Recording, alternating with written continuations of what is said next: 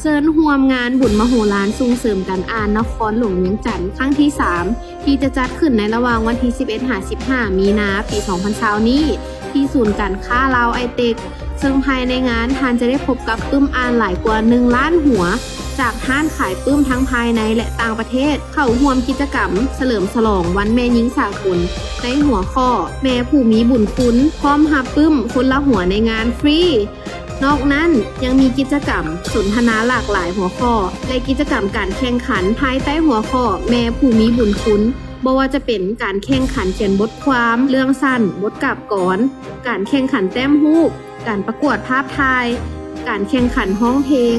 การแข่งขันเต้นโคเวอร์แดนซ์การแข่งขันรายงานข่าวการแข่งขันว่าวและการประกวดรูปเงาเพื่อชิงรางวัลรวมมูลค่า50 ล้านกีบอย่าลืมสวนหมู่สวนแม่สวนกันมารับรางวัลพาลูกมาแสดงความรู้ความสามารถให้ลูกหลานเก่งอ่านเก่งเขียนเก่งกิจกรรมและเชิญร่วมบริจาคปึ้มเข้าห้องสมุดของโรงเรียนในโครงการ1ครอบครัว1โรงเรียน1 ล้านกีบรวมกับทานเจ้าของนครหลวงเวียงจันทร์พิเศษสามารถซื้อปึ้มหลายกว่า 100,000 หัวที่มีส่วนลดถึง